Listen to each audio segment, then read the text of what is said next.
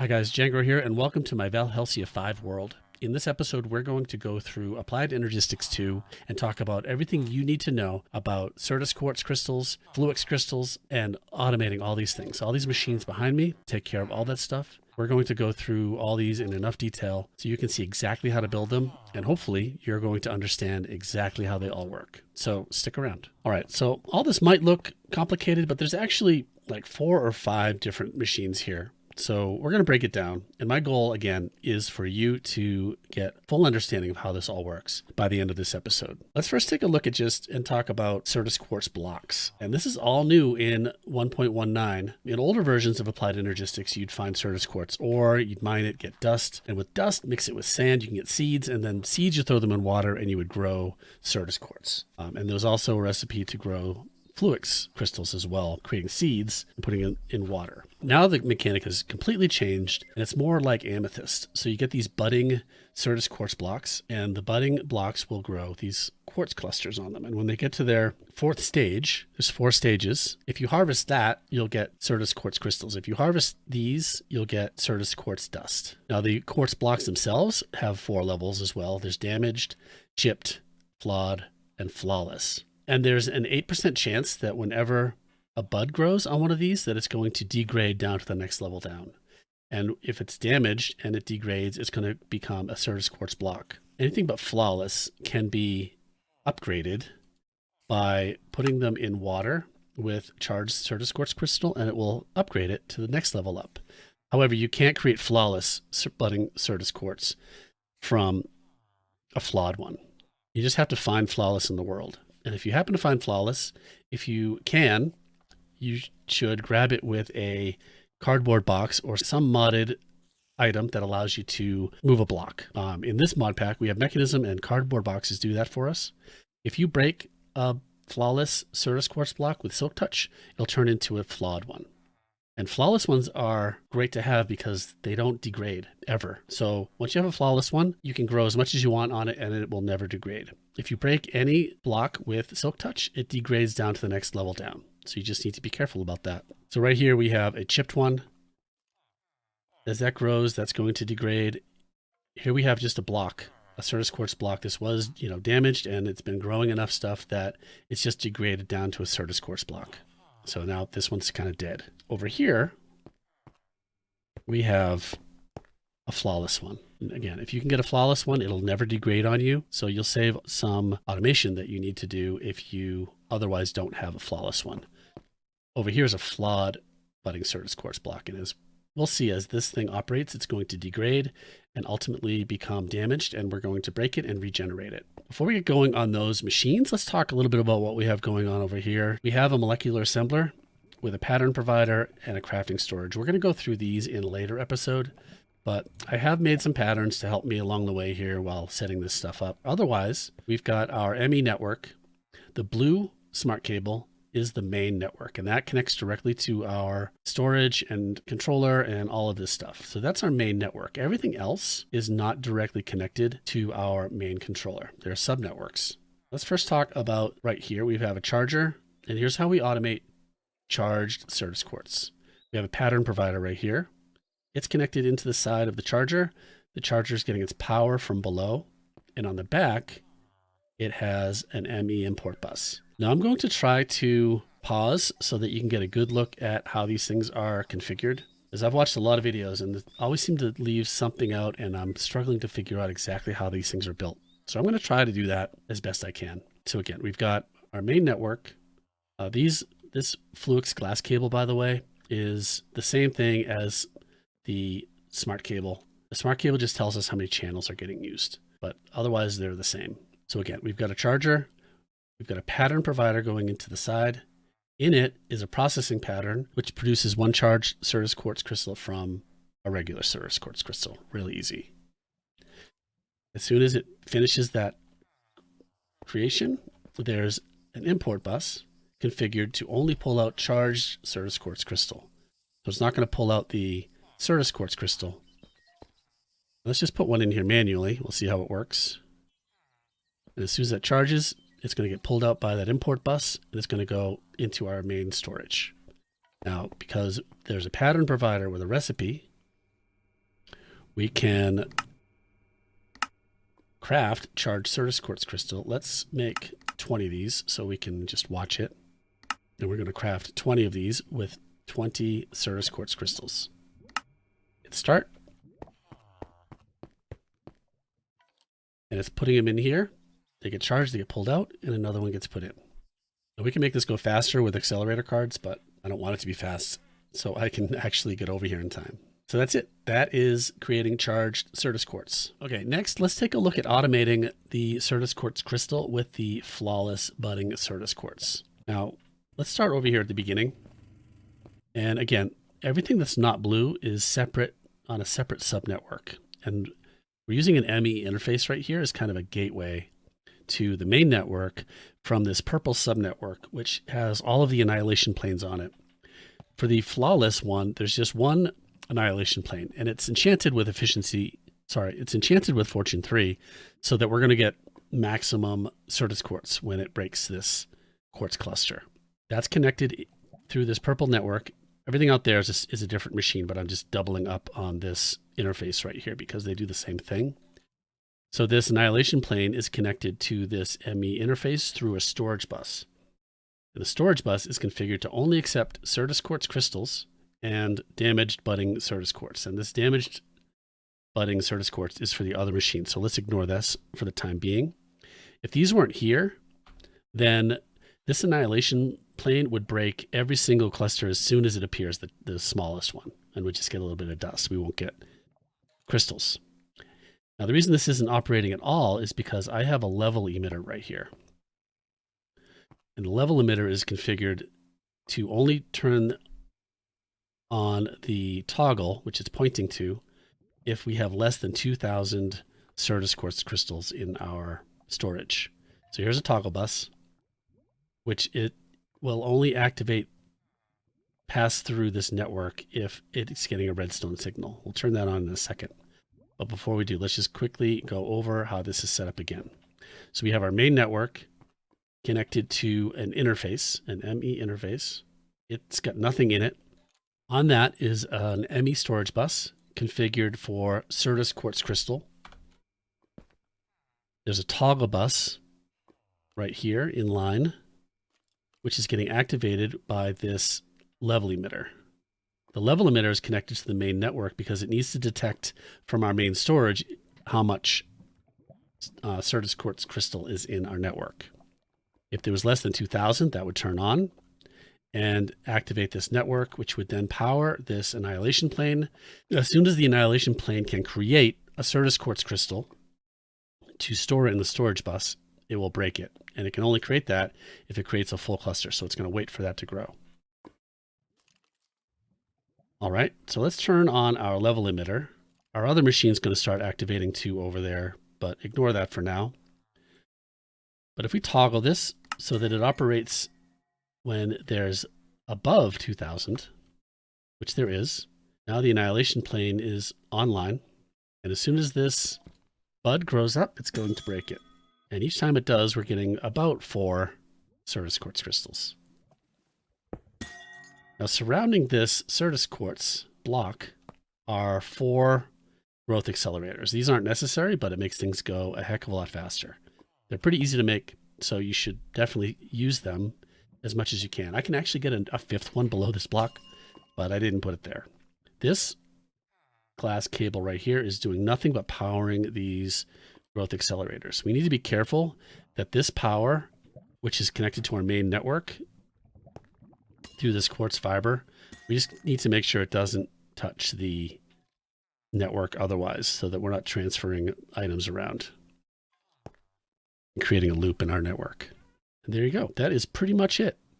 I'll put the part list for this in the description. Okay, before we talk about how the Flawed one works, let's talk about how to make Fluix crystals.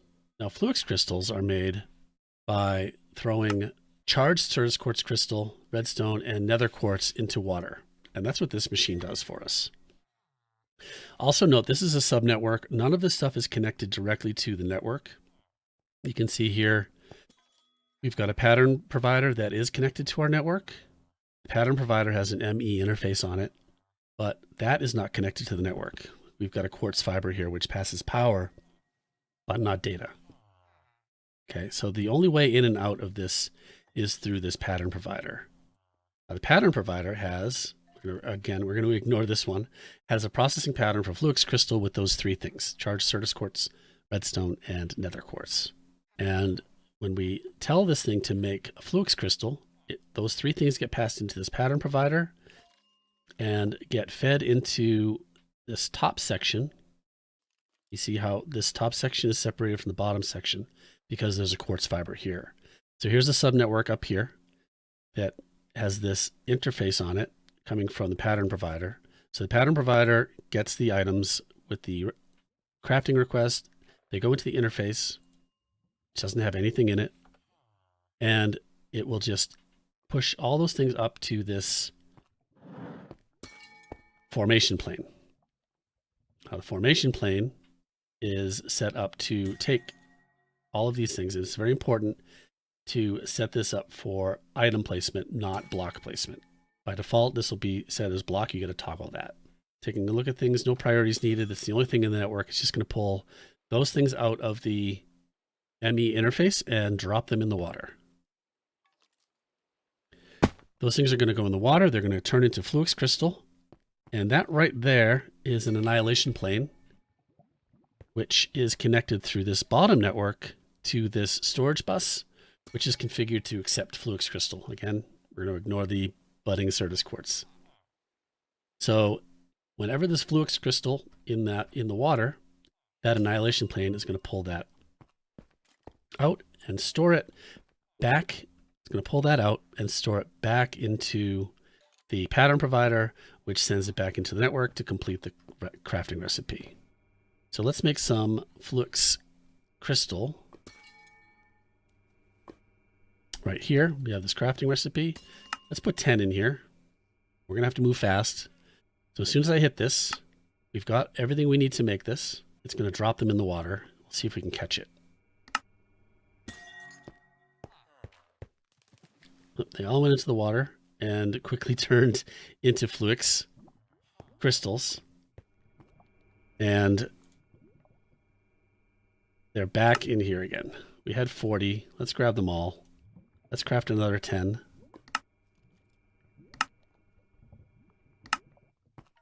And catch it. There they go. Turned into the crystals and get sucked up by the annihilation plane. Now, the reason I have two, you might not need to do this. You should play with this yourself. I have this set up fully encased in glass as much as possible and 2 blocks of water.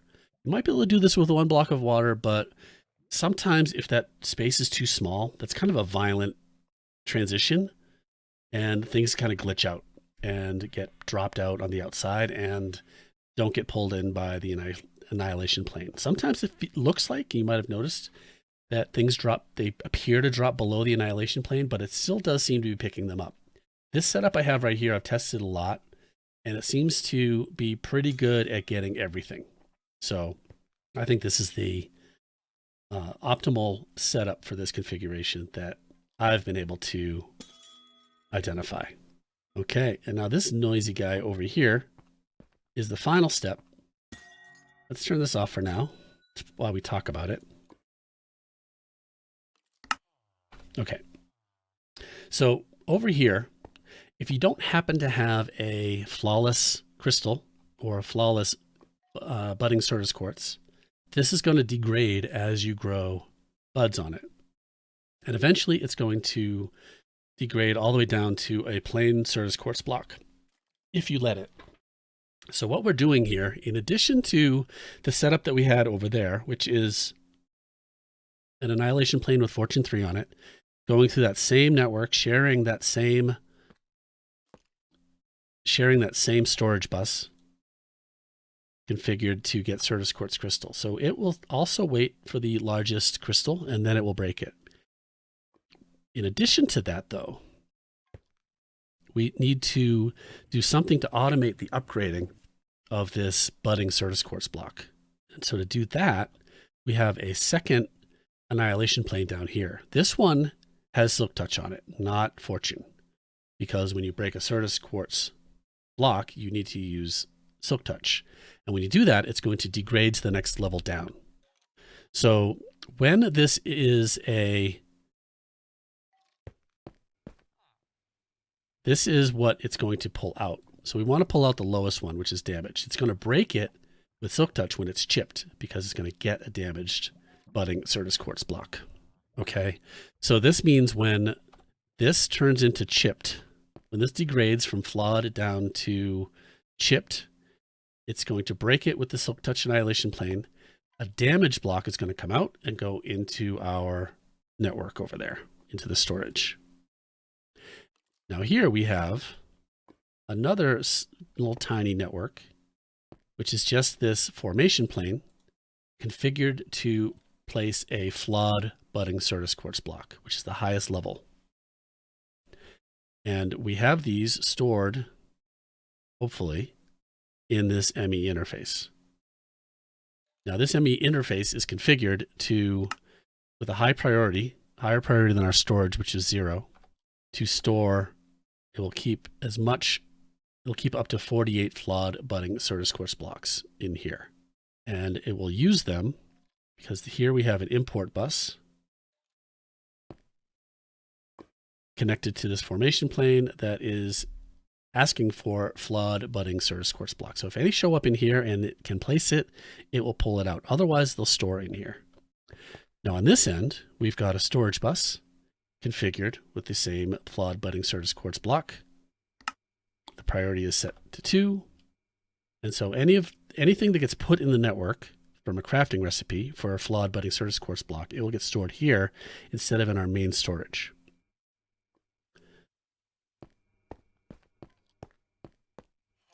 So let's get ourselves a damaged Certus Quartz block. So we use our Silk Touch, break this, and now we have a damaged budding Certus Quartz block. Now over here, we have another recipe, another processing pattern, which takes a damaged budding Certus Quartz block and puts 2 charged Certus Quartz crystals in here and produces a flawed budding Certus Quartz block. Now this is doing a 2-stage recipe here. By throwing 2 charged Certus Quartz crystals in here, it's going to create the chipped one first, and it's going to stay in there because the storage bus will only pull out a flawed one. So the chipped one will stay in there with the second charged crystal and get turned into a flawed block. And let's watch this happen. Now this is going to be automatic because here's what's going to happen. I'm going to put this damaged block in our storage, and as soon as I do,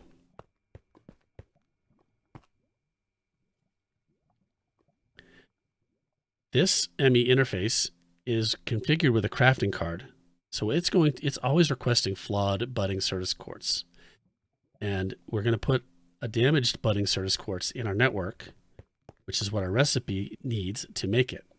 So it's going to make that request, which is going to get fulfilled.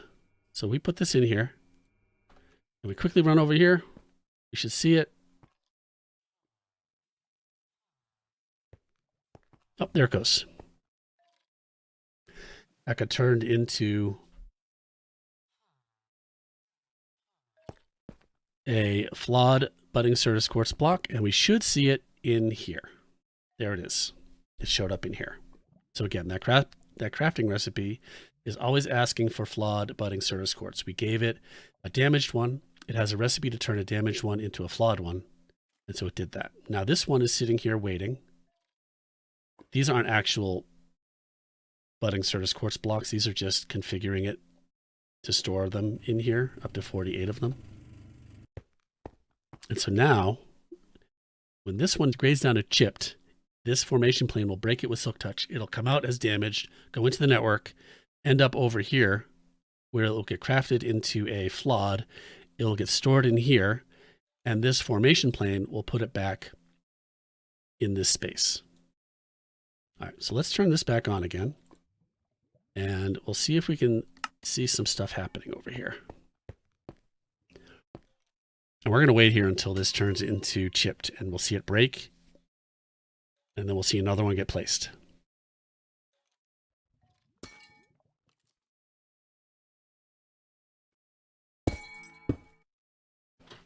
Okay. It took that damaged one and dropped it back in there to make a new flawed one. We already had a flawed one, so it put it here first. And there we go. We saw the whole cycle. I think that covers it. I hope that was helpful. I tried to cover and touch on all the things and how they're configured. If you have any questions, drop a comment and let me know, and I'll do my best to answer them. So in the meantime, if this video was helpful, please like the video, subscribe to the channel to keep up with our continued work on Applied Energistics, and drop a comment. Let me know what you think. Thanks for watching. I'll see you next time. I appreciate you.